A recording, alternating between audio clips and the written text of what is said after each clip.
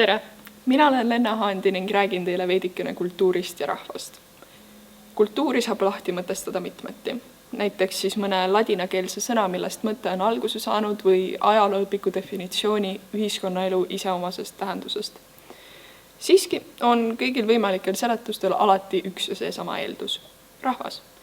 Rahvas, kes on võimeline ligimest austama niivõrd palju, et ka aastasadu hiljem me saaksime käsitleda selle rahva kombeid, kultuuri ning ajalugu. Taolise inimtegevuse tulemusena saamegi tänapäeval maailmas näha lõpmata palju tsivilisatsioone, kes on arengus jõudnud oma enese rahvakultuurini. Ei suudaks aga nii püsivalt jääda, kui inimene ei haaraks aeg-ajalt kätte mõnd kohalikku autorit ning tema teostest joonistaks välja neid paralleele oma enda tõekspidamiste, kultuuri ning rahva ajaloo vahel. Niisiis näiteks Eesti kontekstis võiksime rääkida kas Koidulast või Tammsaarest, aga tegelikult ka ükskõik millisest teisest Eesti autorist, sest see, mis loeb, on, et inimene selle raamatuni üldse jõuaks ning sealt ka enda kohta midagi õpiks. Inimene, kes mõistab, kuidas ta sinna kultuuriruumi sobitub, on inimene, kes aitab iseenda tegevusega kaasa nii ühiskonna kui ka kultuuri arengule. Aga mis tegelikult on selles raamatus, et ta rahvast nende kokku suudab köita? Laiemas mõistes aitab kultuur ehitada silda inimeste vahele, mis läbi saame omakorda rääkida kokkuhoidvast rahvast. Kui varasemalt on seda ühist arusaama tekitanud müüdid ja muistendid, siis tänapäeval ongi selleks raamat. Kui laenata paar värssi poedilt Triinult, siis kukkusin raamatusse. 700 aastat orjapõlve on minusse kirjutatud, loen Eesti autoreid, saamaks neist aru.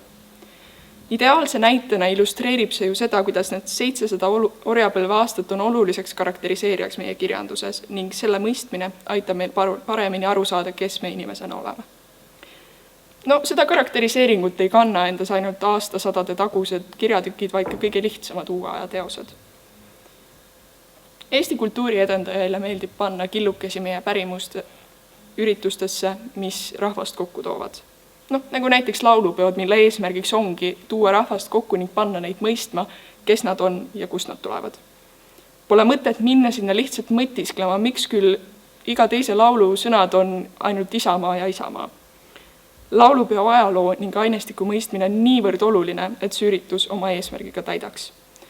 Samamoodi kui laulva revolutsiooni ajal suutsid eestlased end kokku võtta ning mõista, mis on see kodumaa, mille eest nad seisma peavad, oligi selle aluseks täpselt seesama ühise tausta mõistmine. Me saame käsitleda ühtset rahvast ainult siis, kui kultuur ja kirjandus selle kauge mõiste taga on lahti selgitatud. Kurb tõsiasi aga on, et keskmist eestlast lihtsalt ei huvita piisavalt.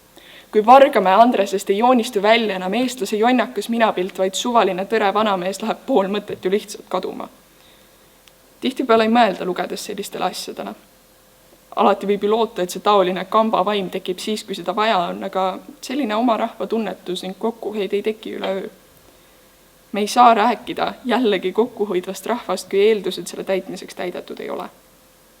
Võiks ju siiski öelda, et ma tegelen mingisuguste pseudoprobleemide lahendamisega, aga kui iga inimene Eestimaal elabki üksi omaette indiviidina, ei saa loota, et me ka tulevikus oleksime võimelised tulema kokku ning lahendama mõnd probleemi, ükskõik, mis see ka ei oleks. Aitäh!